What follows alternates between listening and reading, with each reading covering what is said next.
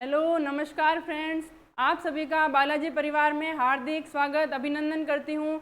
आज हम पढ़ेंगे पशु के आवास और पशुओं के प्रजनन के बारे में।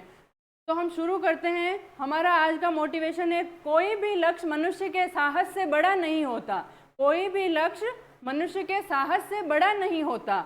हारा वही जो लड़ा नहीं, हारा वही जो लड़ा नहीं। तो फ्रेंड्स, आप निरंतर प्रयास करते रहिए।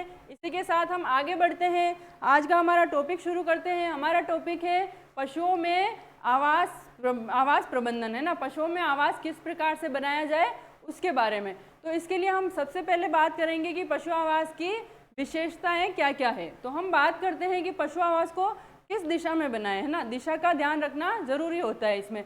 तो पशु आवास में नॉर्मली जो पशु आवास की लंबाई होती है उसको हम हमेशा पूर्व से पश्चिम दिशा की तरफ रखते हैं, और जो उसकी चौड़ाई होती है उसको उत्तर से दक्षिण दिशा में रखा जाता है। जो आवास की लंबाई होगी उसको हम रखेंगे पूर्व से पश्चिम दिशा में, और आवास की चौड़ाई को रखेंगे उत्तर से दक्षिण दिशा में।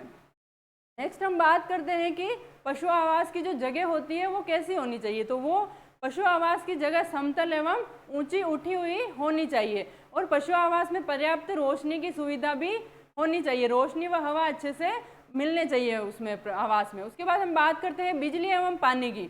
तो पशु आवास में बिजली एवं पानी का भी उचित प्रबंध होना चाहिए। उसके बाद हम बात करें कि पशु आवास साफ सुथरा होना चाहिए। नेक्स्ट हमारा है कि पशु आवास साफ सुथरा होना चाहिए। तो ये तो हो गई जनरल बातें जो कि आप सभी को पता है। उसके बाद हम आते हैं पशु आवास के प्रकार, है ना। पशु आवास के प्रकार कौन कौन से होते हैं, किस किस प्रकार से पशुओं को बांधा जाता है ना, आवास कैसे बनाए जाते हैं उनके। तो उसकी हम बात करें तो हम दो तरीके से होते हैं पशु आवास।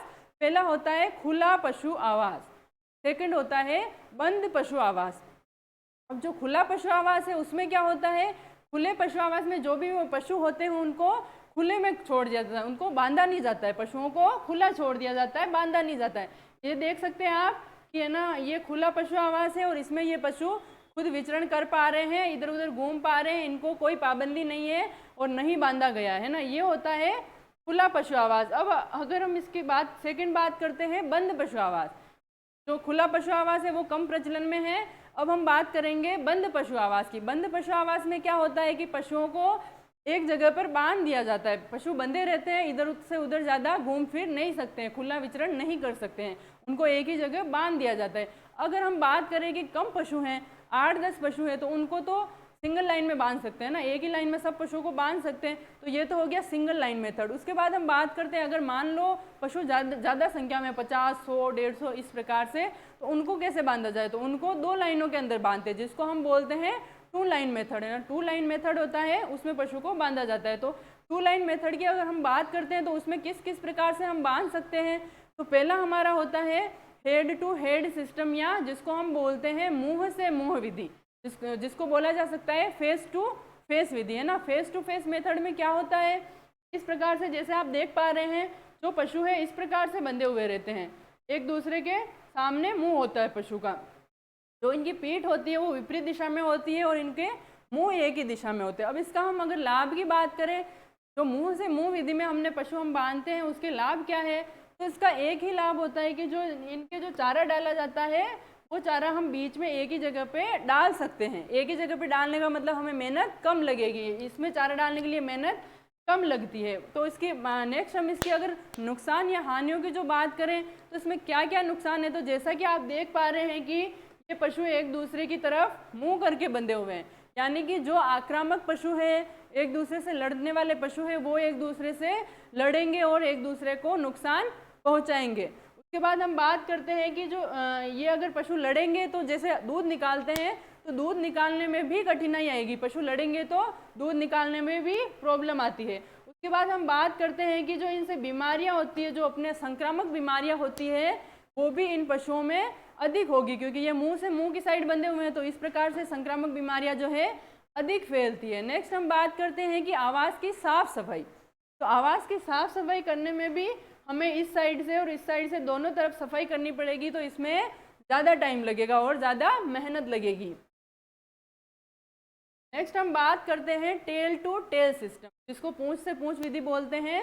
टेल टू टेल सिस्टम में क्या होता है कि जैसे उस सिस्टम में क्या था, फेस टू फेस में इनके फेस एक तरफ थे, लेकिन जो टेल टू टेल सिस्टम है उससे नाम से ही पता चल रहा है कि जो पशु होते हैं, जिन पशुओं को बांधा जाता है उनकी पीछे की साइड से यानी पूंछ की तरफ से वो एक दूसरे के सामने होते हैं, जबकि उनका जो मुंह है वो विपरीत दिशा में होता है। जैसा कि आप इसमें देख पा रहे हैं, ये पशु बंधे हुए हैं टेल टू टेल सिस्टम में, इनकी टेल की साइड से ये एक दूसरे की तरफ है, जबकि जो इनका मुंह है वो इनके विपरीत दिशा में एक दूसरे के, है ना। तो इसकी हम बात करते हैं तो इसके क्या क्या लाभ है। तो इस विधि में जैसा कि आप देख पा रहे हैं कि इनके मुंह अलग अलग दिशा में है, तो ये पशु एक दूसरे से लड़ाई नहीं करेंगे, पशु लड़ नहीं सकते हैं। उसके बाद हम बात करते हैं दूध निकालने में भी कठिनाई नहीं आती। अगर इस प्रकार से बंधे हुए हैं पशु तो उनका दूध निकालने में कठिनाई नहीं आती है। उसके बाद हम बात करते हैं कि साफ़ सफाई की, है ना। साफ़ सफाई में भी कोई दिक्कत नहीं आती है, साफ़ सफाई मेहनत नहीं कम लगती है, मतलब उसमें क्या दोनों तरफ साफ़ सफाई करने में मेहनत ज़्यादा लग रही थी,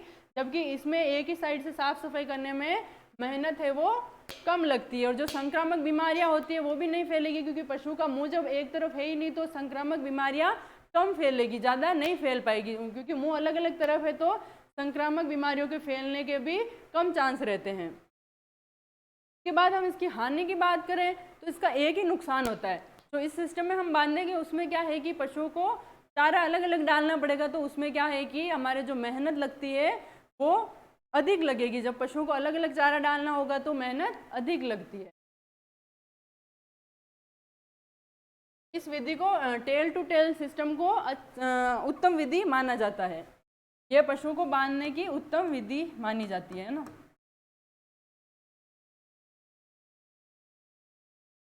इसमें क्योंकि आप देख सकते हैं कि इसके फायदे अधिक और नुकसान भी कम हैं, तो इसको उत्तम विधि मानते हैं। नेक्स्ट हम बात करते हैं पशुओं हेतु आवास। आवास की मतलब आवश्यक स्थान।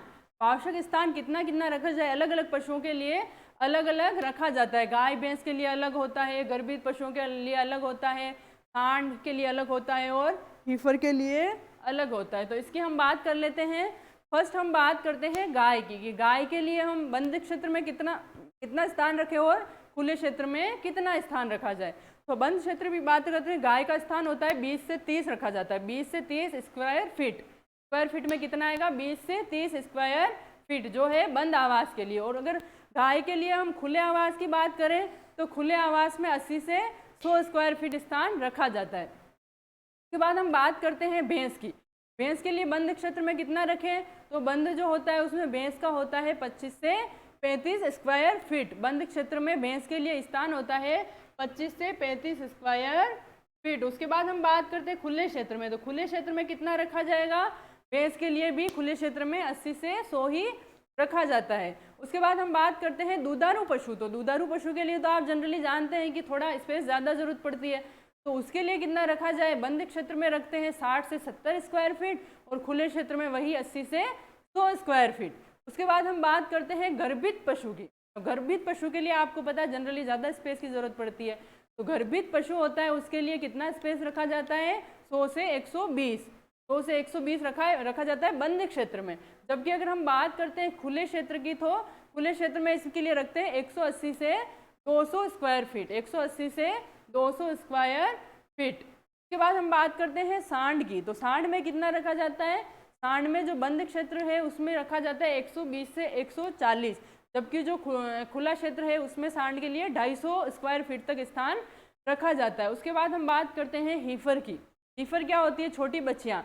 बच्चियाँ के लिए जो बंद क्षेत्र है उसमें रखते हैं 15 से 20 स्क्वायर फीट, जबकि जो खुला स्थान है वो रखा जाता है 50 से 60 स्क्वायर फीट।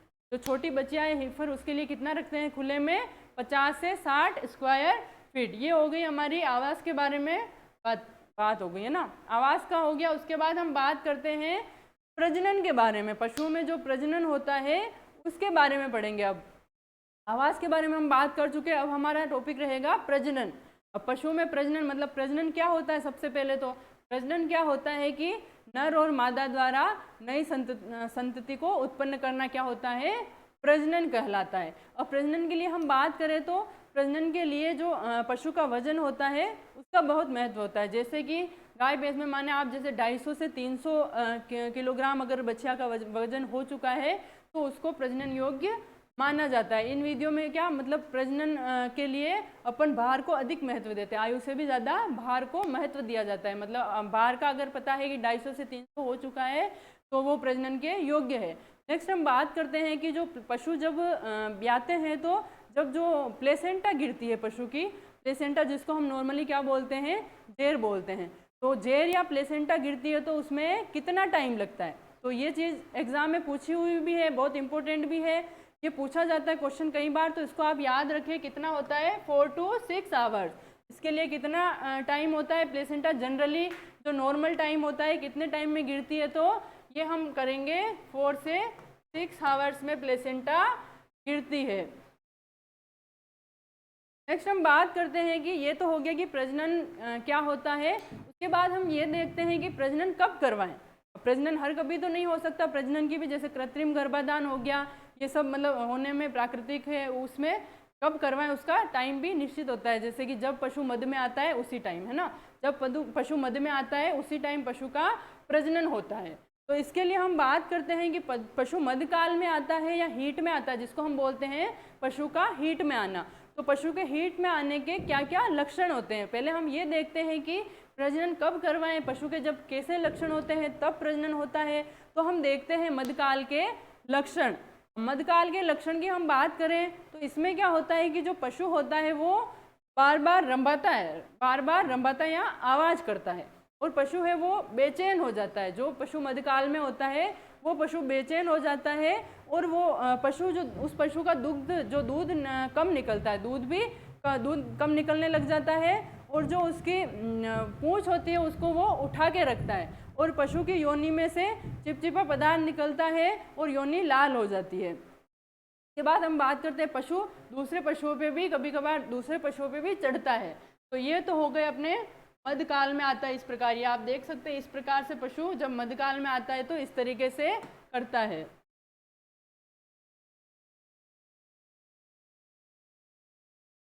नेक्स्ट हम बात करते हैं कुछ इंपॉर्टेंट पॉइंट्स है उनको देख लेते हैं। नर पशुओं का मुख्य प्रजनन अंग कौन सा होता है, वृषण या टेस्टिस। नर पशुओं का मुख्य जो प्रजनन अंग है वो होता है वृषण या टेस्टिस। और अगर इसके हार्मोन की बात करें कि प्रजनन हार्मोन कौन सा है, तो वो होता है टेस्टोस्टेरोन। कौन सा होता है, टेस्टोस्टेरोन। जैसे कि ये देख सकते हैं आप, टेस्टोस्टेरोन कौन सा हार्मोन होता है, टेस्टोस्टेरोन। नेक्स्ट हम बात करते हैं मादा पशु का मुख्य प्रजनन अंग। मादा पशु का मुख्य प्रजनन अंग कौन सा होता है, अंडाशय होता है। मादा पशु का जो मुख्य प्रजनन अंग होता है वो अंडाशय या डिम्ड ग्रंथियां होती है। उसके बाद हम बात करते हैं कि इसका प्रजनन हार्मोन कौन सा होता है। तो मादा का जो प्रजनन हार्मोन है वो होता है एस्ट्रोजन या प्रोजेस्टेरोन। कौन सा होता है, एस्ट्रोजन या प्रोजेस्टेरोन। नेक्स्ट हम बात करते हैं निषेचन कहाँ पे होता है। तो निषेचन होता है डिम्ड वाहिनी की पुटन नलिका में। जो निषेचन होता है अंडे का वो होता है डिम्ड वाहिनी की पुटन नलिका में, जिसको हम क्या बोलते हैं, ampulla of oviduct. Ampulla of oviduct निषेचन होगा वो डिम्ड वाहिनी की पुटन नलिका में होगा, या जिसको हम बोल सकते हैं एम्पुला ऑफ ओविडक्ट। उसके बाद हम बात करते हैं कि भ्रूण का विकास कहाँ पे होता है। तो जो भ्रूण का विकास होता है वो यूट्रस में होता है, जिसको गर्भाशय बोलते हैं। गर्भाशय के अंदर भ्रूण का विकास होता है। नेक्स्ट हम बात करते हैं विभिन्न पालतू पशुओं का प्रजनन चक्र। प्रजनन चक्र हम देखते हैं इसमें अलग अलग होता है, यौनारंभ, मध्यचक्र और मध्यकाल। अब हम इसकी अगर बात करते हैं तो जो यौनारंभ है, यौनारंभ किसको कहते हैं हम, यौनारंभ होता है, मैंने आपको जैसे पहले भी बताया था जब हमने टर्मिनोलॉजी पढ़ी थी, यौनारंभ क्या होता है कि वह अवस्था जिसमें पशु प्रजनन योग्य हो जाता है। वह अवस्था जिसमें पशु प्रजनन योग्य हो जाता है, यानी कि मादा में अंडों का निर्माण स्टार्ट हो जाता है और उसका जो शरीर है वो गर्भधान के योग्य हो जाता है, और जो मेल होते हैं उनमें शुक्राणुओं का बनना प्रारंभ हो जाता है। ये अवस्था होती है यौनारंभ, जिसको बोलते हैं यौनारंभ। तो ये अलग अलग पशुओं में अलग अलग होता है, अलग अलग टाइम पीरियड होता है, अलग अलग पशु के अलग अलग एज पे यौनारंभ होता है। उसके बाद हम बात करते हैं मध्यचक्र अवधि। मध्यचक्र अवधि क्या होती है, जैसे हमने बात की थी मध्यकाल की, तो पशु जो मध्यकाल में आता है उसके बीच में 2 मध्यकाल में अंतर होता है। एक बार मध्यकाल में आएगा, उसके बाद सेकंड बार मध्यकाल में आता है, उसके बीच में अंतर होता है, तो वही अंतर क्या कहलाता है? मध्य चक्र। यानी अगर हम बात करते हैं तो मध्य चक्र क्या होता है? मध्यकाल और दो मध्यकाल के बीच की जो अवधि होती है वो दो मध्यकाल के बीच की अवधि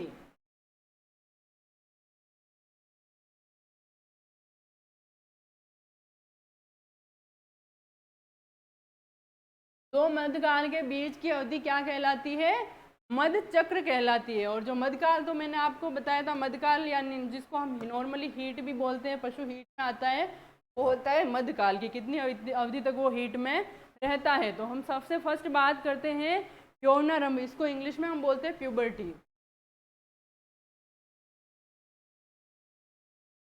प्यूबर्टी है ना। तो इसकी हम बात करें, अलग अलग पशुओं में ये अलग अलग होता है। अब जैसे हम बात करते हैं गाय में, गाय में भी देसी में अलग होता है, विदेशी में अलग होता है और संकर गाय में अलग होता है। तो हम बात करते हैं देसी गाय की। देसी गाय में जनरली यौनारंभ की जो एज है वो होती है 36 से 40 माह, 36 से 40 माह। जो देशी गाय होती है उसके अंदर कितनी होती है? 36 से 40 माह की एज पर वो यौनारंभ के लिए मतलब तैयार हो जाती है प्रजनन के लिए। उसके बाद हम बात करते हैं विदेशी गाय की। तो विदेशी गाय की होती है, ये उम्र होती है 15 से 18 माह। विदेशी गाय की कितनी होती है? 15 से 18 माह। नेक्स्ट हम बात करते हैं संकर गाय की। संकर गाय की आयु कितनी होती है प्रजनन के लिए योग्य आयु? 22 से 24 माह इसकी होती है संकर गाय की। जैसे हम बात करें तो 22 से 24 माह। उसके बाद हम बात करते हैं भैंस की। तो भैंस में कितनी होगी? भैंस में ये उम्र होती है 30 से 42 माह। कितनी होती है? 30 से 42 माह। उसके बाद हम बात करते हैं बकरी की। बकरी में ये कितनी होगी? 15 से 18। बकरी में होती है 15 से 18 माह। बकरी में ये उम्र होगी 15 से 18 माह। उसके बाद हम बात करते हैं भेड़ की। तो भेड़ में ये उम्र होती है 12 से 18 माह। कितनी होती है भेड़ में? 12 से 18 माह। नेक्स्ट हम बात करते हैं ऊँट की। ऊँट में ये उम्र कितनी होती है? तो ये ऊँट में ये जो उम्र होती है वो होती है 36 से 48 माह। जो उम्र की है ऊँट की उम्र है वो है 36 से 48 माह हो जाएगी, 36 से 48 माह। उसके बाद हम अगर मध्य चक्र अवधि की बात करें तो मध्य चक्र अवधि होती है भैंस में 21 दिन होती है, गाय में भी 21 दिन होती है, और बकरी में बात करें तो बकरी में भी 18 से 21 दिन, लगभग 18 से 21 दिन होती है। उसके बाद भेड़ की अगर हम बात करते हैं तो भेड़ में ये अवधि कितनी होती है? भेड़ में ये होती है 16 से 17 दिन। भेड़ की जो मध्य चक्र की अवधि है वो कितनी होती है? 16 से 17 दिन। उसके बाद हम बात करते हैं ऊँट की। ऊँट में ये अवधि कितनी होती है? ऊँट में ये अवधि होती है 14 दिन होती है। ऊँट में लगभग 14 दिन की अवधि होती है। 14 दिन की अवधि ऊँट में होती है। उसके बाद हम बात करते हैं मध्यकाल। पशु मध्यकाल में आता है या हीट में आता है तो कितने घंटे तक रहता है? वो भी अलग अलग पशुओं का अलग अलग होता है टाइम पीरियड। इसमें हम बात करते हैं अगर गाय की, तो गाय लगभग 18 घंटे तक इसका मध्यकाल होता है। गाय का जो मध्यकाल है वो कितना होता है? लगभग 18 घंटे। उसके बाद हम अगर बात करते हैं भैंस की, तो भैंस में कितना होता है? ये मध्यकाल की जो अवधि है वो 24 से 27 घंटे। भैंस के अंदर हम बात करें तो 24 से 27 घंटे। उसके बाद हम बात करते हैं बकरी की। बकरी में ये काल कितना होता है? तो बकरी में होता है 24 से 36 घंटे। बकरी के लिए जो मध्यकाल होता है वो होता है 24 से 36। और नेक्स्ट हम बात करते हैं ऊँट की। तो ऊँट में लगभग ये होता है 3 से 4 दिन। ऊँट में कितना होता है मध्यकाल? 3 से 4 दिन। नेक्स्ट हम बात करते हैं कि प्रजनन की विधियाँ कौन कौन सी है। प्रजनन की मेनली जो है 2 विधियाँ होती है। 2 विधियों से पशुओं में प्रजनन होता है। तो फर्स्ट हम बात करते हैं प्रजनन की। फर्स्ट विधि है जो प्राकृतिक प्रजनन होता है। वो प्राकृतिक विधि होती है। उसमें क्या होता है कि प्राकृतिक प्रजनन यानी कि जो नर के द्वारा मादा की योनि में वीर्य को स्रावित किया जाता है प्राकृतिक विधि के अंदर। उसके हम बात करते हैं। नेक्स्ट हमारी है कृत्रिम विधि। प्राकृतिक विधि की हम बात करते हैं तो ये आपको मैं बता चुकी हूँ। इसके बाद हम देखते हैं कि इस एक मादा के जीवन काल में वो कितने अंडाणु बनते हैं एक मादा के। तो ये कितने बनते हैं? 200 से 250 अंडाणु लगभग एक मादा के जीवन काल में बनते हैं। उसके बाद हम बात करते हैं नर में तो शुक्राणु तो असंख्य बनते हैं, अंडाणु बनते हैं वो तो बनते हैं 200 से 250, जबकि जो नर में शुक्राणु बनते हैं वो असंख्य होते हैं। उसके बाद हम बात करते हैं कृत्रिम विधि की। तो कृत्रिम विधि क्या होती है? कृत्रिम विधि क्या होती है? इसमें क्या होता है कि जो नर पशु होता है उसके वीर्य को एकत्रित करके और मादा की योनि में सही समय पे पहुंचाया जाता है। इसको क्या बोलते हैं? कृत्रिम विधि बोलते हैं। कृत्रिम विधि में क्या होता है कि जो नर का वीर्य होता है उसको उचित समय पर एकत्रित करके और उचित समय पर मादा की योनि में पहुंचाया जाता है। उसके बाद हम बात करते हैं कि कृत्रिम विधि के क्या क्या लाभ है। कृत्रिम विधि के अगर हम लाभ की बात करें, क्यों इसकी ज़रूरत पड़ी, क्या है इसमें, क्या हम लाभ देखते हैं तो सबसे पहला है कि जो प्राकृतिक विधि होती है, प्राकृतिक विधि के अंदर एक जो सांड होता है वो एक साल के अंदर सिर्फ 100 गायों को ही गर्भित कर सकता है। जो प्राकृतिक विधि हमने पढ़ी है उसमें क्या है कि एक सांड एक वर्ष में सिर्फ 100 गायों को ही गर्भित कर सकता है। जबकि अगर कृत्रिम विधि का यूज़ किया जाए तो कृत्रिम विधि में जो एक नर सांड द्वारा जो एक साल में जितना वीर्य प्राप्त होता है उससे लगभग 1000 से 2000 तक गायों को गर्भित कराया जा सकता है। तो इसका हम लिखते हैं प्राकृतिक विधि में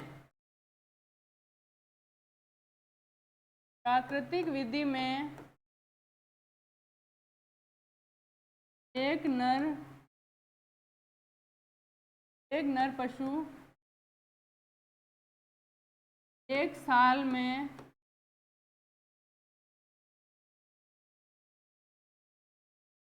लगभग 2 मादाओं को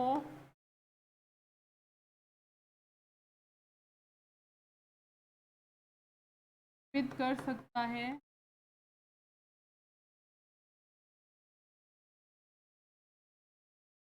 जबकि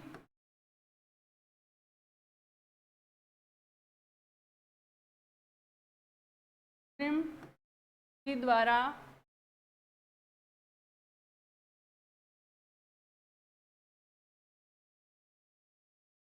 एक नर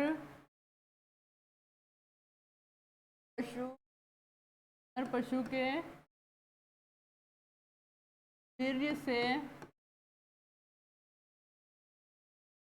एक साल में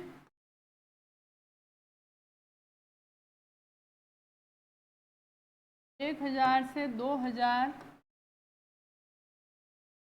मादा पशुओं को गर्भित करवाया जा सकता है।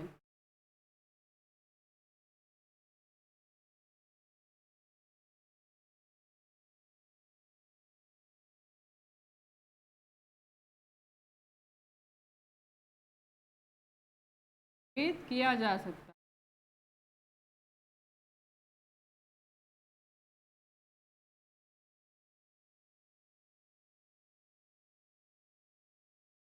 प्राकृतिक विधि में एक नर पशु एक साल में लगभग 100 मादा को ही गर्भित कर सकता है। जबकि जो हमारी कृत्रिम विधि है उसके अंदर एक नर सांड के वीर्य द्वारा एक साल में 1000 से 2000 मादा पशुओं को गर्भित करवाया जा सकता है। सेकेंड हम बात करते हैं जो विदेशी सांड होते हैं। विदेशी सांड को हमारे यहाँ पे पालना मतलब उनके लिए जो अलग वातावरण स्पेशल जो कंडीशंस चाहिए वो अवेलेबल नहीं हो, तो हम विदेशी सांड का जो है वीर्य उसको हम हमारे यहाँ की गायों में यूज़ कर सकते हैं। जो विदेशी सांड है जिनको यहाँ हमारे रखना बहुत कॉस्टली भी हो सकता है, उनके वातावरण अच्छा चाहिए उसके हिसाब से, तो जो विदेशी सांड है उनको हमें रखना ज़रूरी नहीं होता है। विदेशी सांड के वीर्य से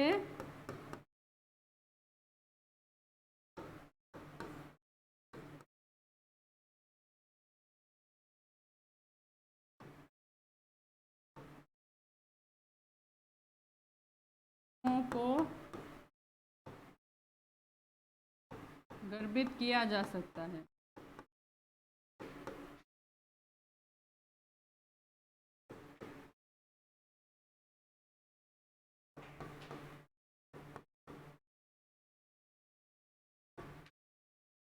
नेक्स्ट हम बात करते हैं जो विकलांग गायें होती हैं, विकलांग गायों को भी गर्भित किया जा सकता है।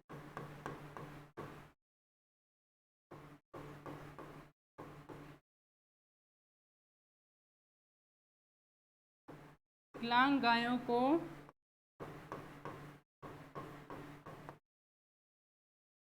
गर्भित किया जा सकता है।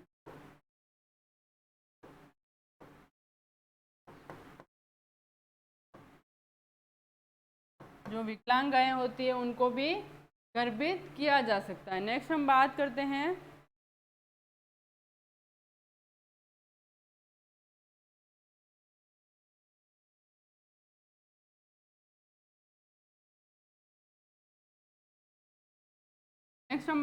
हैं आगे। फोर्थ पॉइंट है अपना कि जो छोटी गायें हैं, बड़े सांड है, बड़े सांड के वीर्य द्वारा छोटी गायों को गर्भित किया जा सकता है।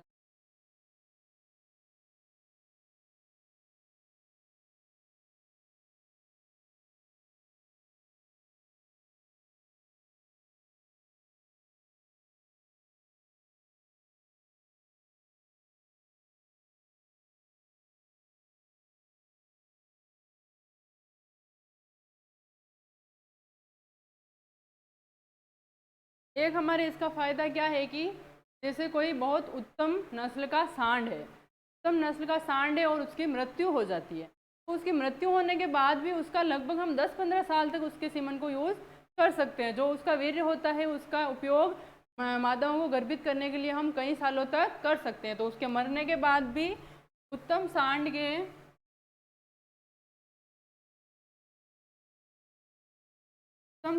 के मरने के बाद भी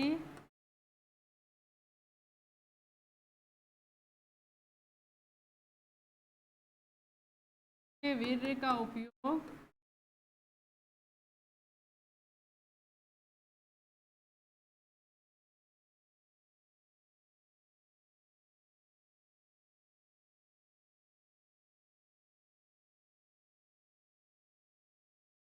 गर्भित करने के मादा पशु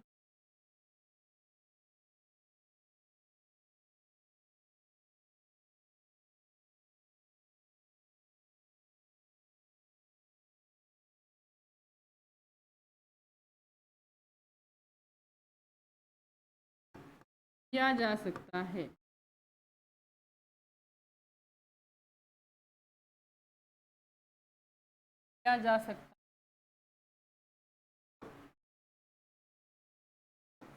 नेक्स्ट हम बात करें तो अगर जो नर पशु से मादा में या मादा पशु से नर में जो संक्रमण वाली बीमारियां फैलती है उनको भी इससे कंट्रोल किया जा सकता है। वो बीमारियां भी कम नहीं फैलती है ना। विधि से नर व मादा, नर से मादा व मादा से नर में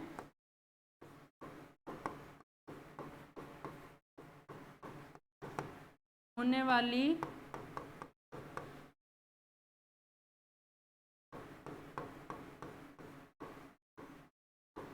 संक्रमित बीमारियों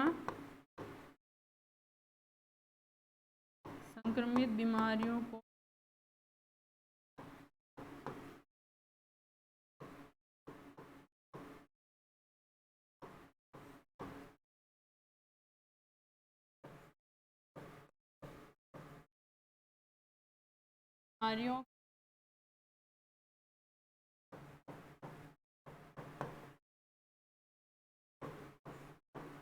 रोका जा सकता है।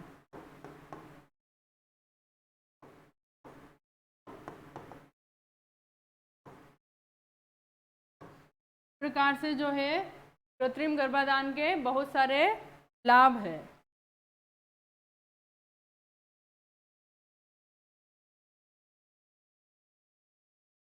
नेक्स्ट हम बात करते हैं कृत्रिम गर्भाधान की हिस्ट्री के बारे में कि कृत्रिम गर्भाधान सबसे पहले कहाँ करवाया गया था, किस पशु में करवाया गया था।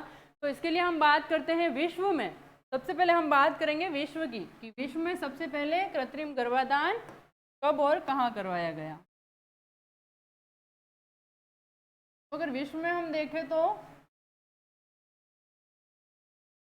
विश्व में कहाँ करवाया गया था? इटली में। विश्व में सबसे पहले कृत्रिम गर्भाधान इटली में करवाया गया था। कब करवाया गया था? 1780 में के द्वारा, स्पेलेंजी द्वारा।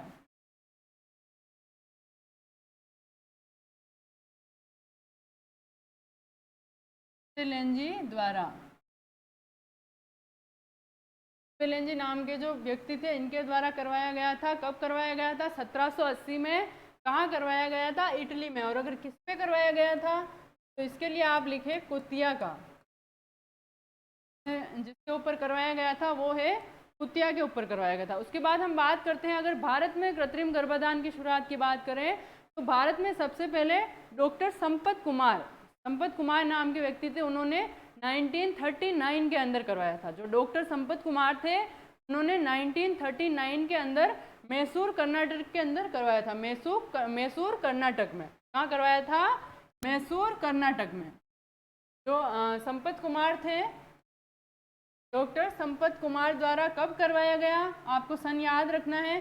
कब करवाया गया? 1939 में। और कहाँ पे करवाया गया ये पूछ ले तो ये है मैसूर कर्नाटक में। मैसूर कर्नाटक ये हो गई। इसके बाद 1939 में करवाया गया। किसने करवाया? डॉक्टर संपत कुमार द्वारा। और कहाँ करवाया गया? मैसूर कर्नाटक में। अब इसमें हम बात करते हैं किस पे करवाया गया। तो ये हल्लीकर नाम की एक नस्ल होती है काऊ की। हल्लीकर गाय का होलिस्टन फ्रिजियन, जिसको हम बोलते हैं HF, है ना, होलिस्टन फ्रिजियन नामक नस्ल के साथ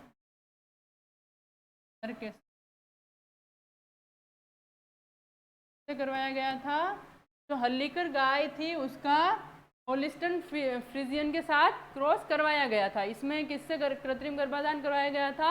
हल्लीकर का करवाया गया था और HF से, HF नस्ल का यूज़ किया गया था इसमें, है ना। उसके बाद हम बात करते हैं सरकारी क्षेत्र में। तो सरकारी क्षेत्र में सबसे पहले किसने करवाया? सरकारी क्षेत्र की हम बात करें तो डॉक्टर P भट्टाचार्य ने करवाया था।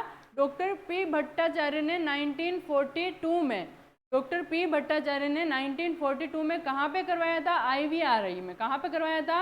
इंडियन वेटेनरी रिसर्च इंस्टीट्यूट में। कहाँ पे करवाया था? इंडियन वेटेनरी रिसर्च इंस्टीट्यूट, जो कि कहाँ पे है? इज्जत नगर में।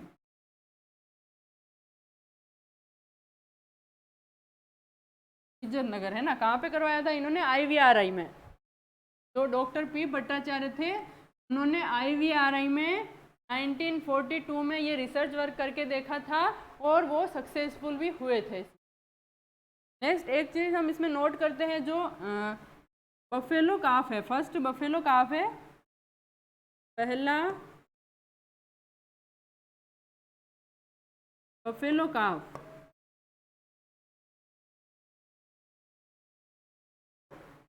का नाम क्या था? प्रथम।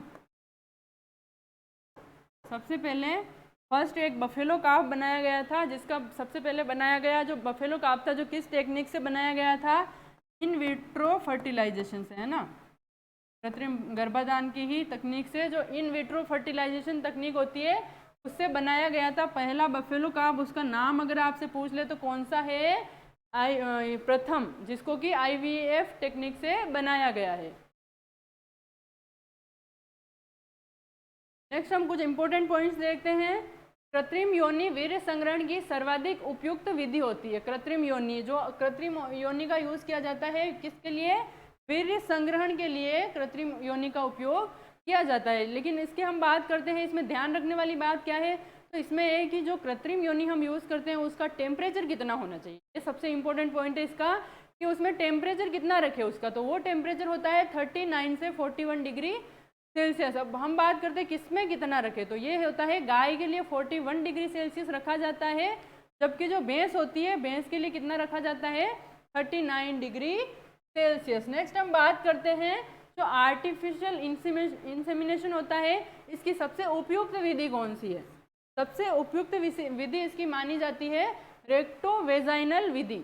रेक्टोवेजाइनल विधि को उपयुक्त विधि माना जाता है, जो गाय और भैंस में प्रचलित होती है। उसके बाद हम बात करते हैं कि वीर्य को संग्रहण किस में करें, किस प्रकार से उसको संग्रहित किया जाता है। तो वीर्य को -196 डिग्री सेल्सियस टेम्परेचर पर भंडारित करते हैं जो तरल नाइट्रोजन के अंदर।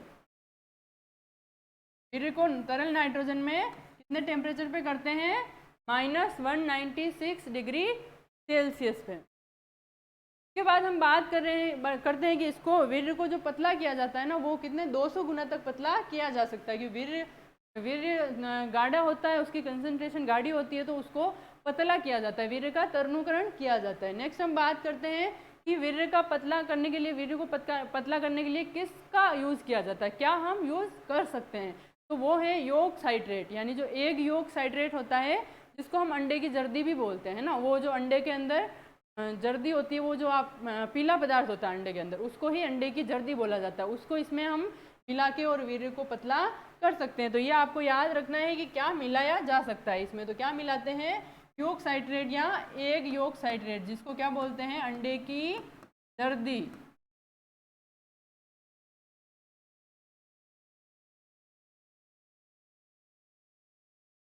अंडे की जर्दी बोला जाता है।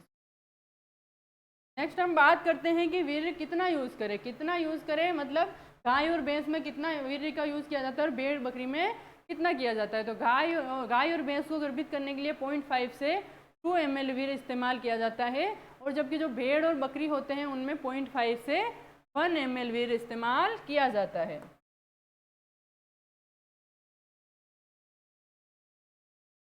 के बाद हम बात करते हैं कि इसको वीर्य को संग्रहित किसमें किया जाता है।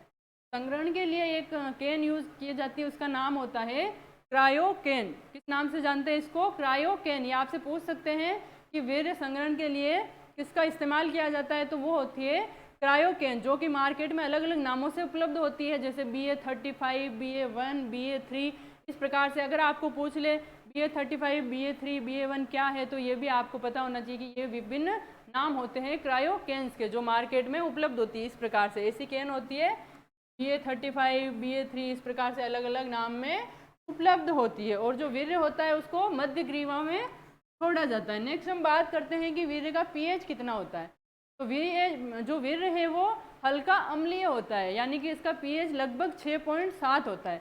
लगभग जो पीएच है वीर्य का वो होता है 6.7। उसके बाद हम बात करते हैं कि अंडाणु जो है पुटिका में कितने टाइम तक जीवित रह सकता है। तो अंडाणु पुटिका में लगभग 120 घंटे तक जीवित रह सकता है। अंडाणु पुटिका के अंदर कितने टाइम तक जीवित रह सकता है? लगभग 120 घंटे तक। नेक्स्ट हम बात करते हैं कि जब हीट में आती है मादा, तो उसका प्रजनन कब करवाया जाए। तो प्रजनन के लिए हमेशा ध्यान रखें, अगर मादा सुबह हीट में आती है तो उसका प्रजनन शाम को करवाया जाता है, और अगर शाम को हीट में आती है तो उसका प्रजनन सुबह करवाया जाता है। मतलब जो इसका नॉर्मल अगर घंटे के रूप में देखें तो 12 से 18 घंटे के बीच में, वो मध्यकाल में आने के बाद 12 से 18 घंटे के बीच में उसका प्रजनन या गर्भाधान करवा देना चाहिए। नेक्स्ट हम बात करते हैं, एक रोग होता है पशुओं में, ब्रूसेलोसिस बोलते हैं जिसको। क्या बोलते हैं? ब्रूसेलोसिस। ये होता है यौन संक्रमण का रोग है। इसमें मादा का गर्भपात हो जाता है इस रोग में, और ये होता किससे है? यौन संक्रमण से। तो अगर हम कृत्रिम गर्भाधान करवाते हैं तो इस रोग से बचा जा सकता है, इस रोग को होने से हम रोक सकते हैं। जो ब्रूसेलिस रोग होता है यौन संक्रमण का, तो हम रोक सकते हैं कृत्रिम गर्भाधान करवा के। उसके बाद हम बात करते हैं कि कृत्रिम गर्भाधान की प्रक्रिया क्या है। तो इसमें प्रक्रिया में 5 पॉइंट होते हैं। सबसे पहले होता है वीर्य का एकत्रीकरण। सबसे पहले वीर्य को एकत्रित करना। उसके बाद एकत्रित होने के बाद वीर्य का परीक्षण करना। सेकंड होती है हमारी स्टेज वीर्य का परीक्षण करना। फिर थर्ड होता है वीर्य का तनुकरण। वीर्य का तनुकरण यानी कि वीर्य को पतला किया जाता है, उसमें वीर्य जो गाढ़ा होता है उसको पतला किया जाता है। फोर्थ होता है कि वीर्य का भंडारण। तो वीर्य का भंडारण किया जाता है फोर्थ स्टेज। फिर उसके बाद हम बात करते हैं फिफ्थ स्टेज की। तो फिफ्थ स्टेज में होता है वीर्य का सेचन करना, यानी कि वीर्य को मादा की योनि तक पहुंचाना होता है वीर्य का सेचन करना। तो हम इनकी 1 बाय 1 बात करते हैं। सबसे पहले हम बात करते हैं वीर्य को एकत्रित करना। वीर्य को एकत्रित कैसे किया जाए? तो वीर्य को एकत्रित करने के लिए जनरली कृत्रिम योनि का यूज किया जाता है ना, कृत्रिम योनि का, जिसका स्पेशल टेम्परेचर मेंटेन किया जाता है। और वो टेम्परेचर कितना होता है? मैंने आपको जैसे बताया था, गाय का होता है 41 डिग्री सेल्सियस और भैंस का होता है 39 डिग्री सेल्सियस। उसके बाद हम बात करते हैं, जनरल बात है एक पशु के द्वारा, जैसे गाय और भैंस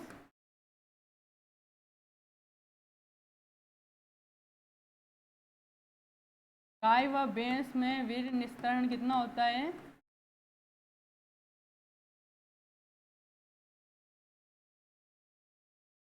कभी कभार पूछ लेते हैं, ज़्यादा वैसे नहीं पूछते इसको, लेकिन तो हमें जनरल चीज़ ध्यान में होनी चाहिए। जनरली जो गाय और भैंस का होता है वो 8 ml। उसके बाद हम बात करते हैं भेड़ एवं बकरी की।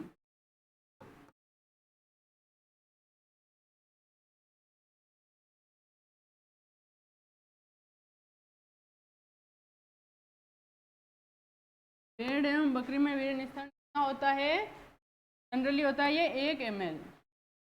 गाय और भैंस में 8 ml और भेड़ एवं बकरी में 1 ml। अब हम बात करते हैं कि जो वीर्य का पीला रंग होता है वो किसके कारण होता है? तो वीर्य का पीला रंग आप लिखें, राइबोफ्लेविन के कारण होता है। वीर्य का पीला रंग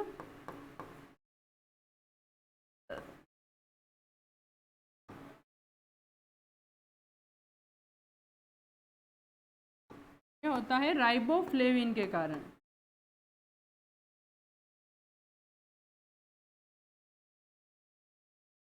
राइबोफ्लेविन के कारण जो वीर्य का पीला रंग होता है वो किसके कारण होता है? राइबोफ्लेविन के कारण। इसके बाद हम बात करते हैं कि वीर्य की गंध, तो वीर्य की गंध होती है वो किसके कारण होती है?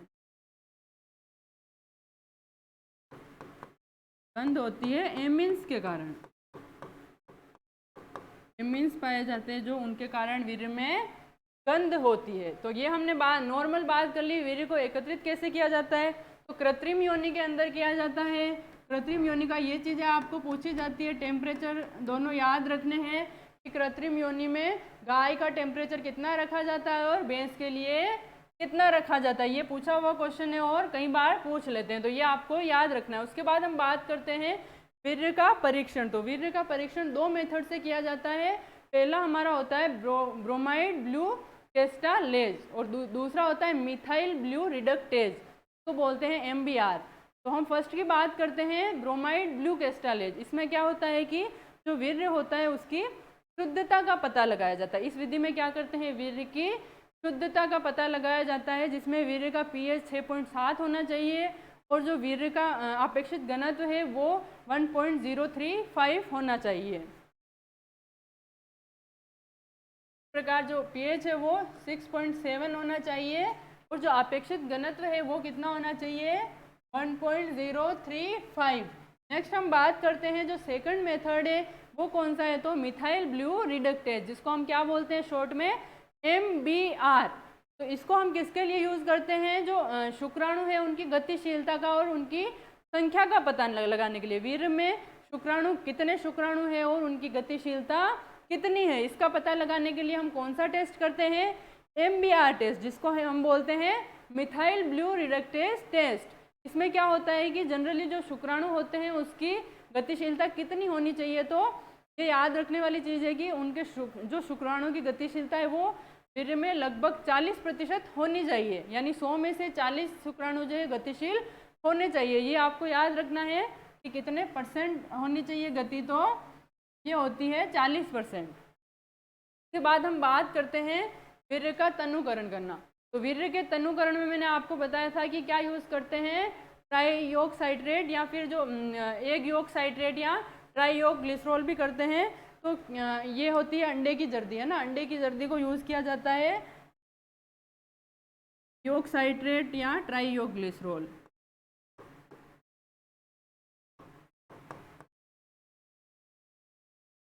क्या यूज़ किया जाता है वीर्य को पतला करने के लिए? ट्राईयोग ग्लिसरॉल या फिर योग साइट्रेट। इसका यूज़ हम किसके लिए करते हैं? वीर्य को तनुकरण यानी कि वीर्य को पतला करने के लिए। नेक्स्ट हम बात करते हैं वीर्य का भंडारण। वीर्य का भंडारण करते हैं, उसमें क्या है कि टेम्परेचर का मेन रोल क्या किसका होता है?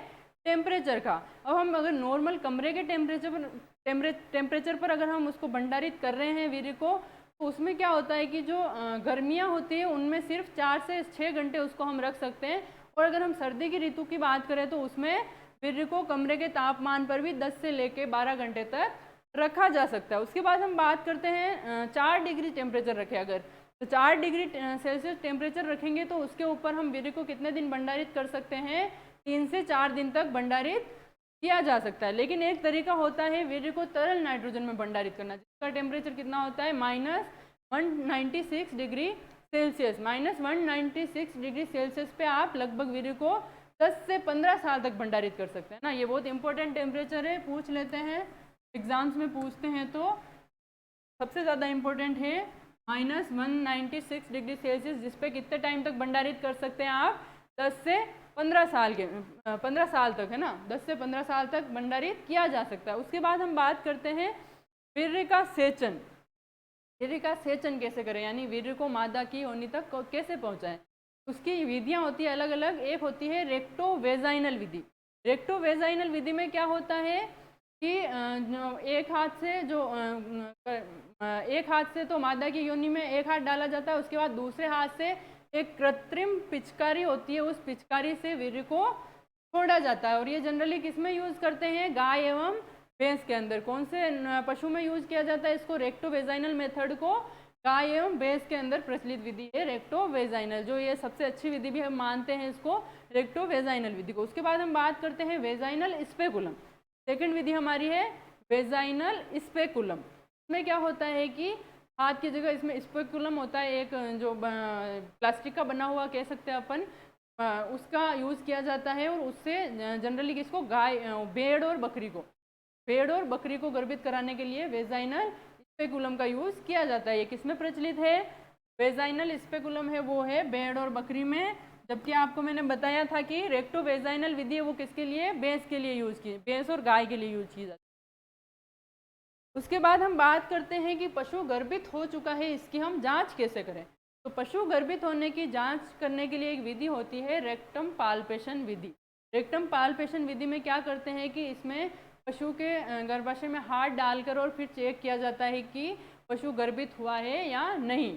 अब ये कब, एक चीज़ होती है कि पशु जब गर्भित हो जाता है तो उसके बाद उसका मध्यकाल, मतलब मध्य चक्र है वो बंद हो जाता है, मध्य चक्र नहीं आता है पशु का, कुछ दिनों तक मध्य चक्र बंद हो जाता है। उसके बाद हम बात करते हैं कि पशु के गर्भ धारण की कब जाँच की जाए। उसका एक टाइम होता है 60 से लेके 90 दिन के बीच में ना, 60 से लेके 90 दिन के बीच में आप उसको पशु की जांच करवा सकते हैं। और एक चीज़ इसमें और नोट करें कि जो गर्भित ब्याए पशु को ब्याने के बाद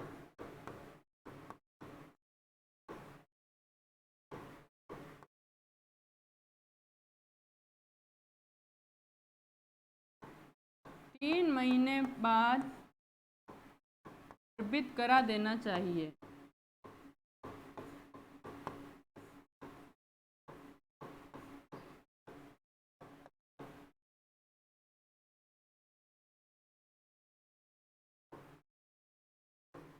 पशु को ब्याने के बाद 3 महीने बाद उसको गर्भित करा देना चाहिए। इस प्रकार हमारा ये जो प्रजनन का टॉपिक है ये कंप्लीट हो चुका है। बहुत बहुत धन्यवाद आप सभी लोगों को।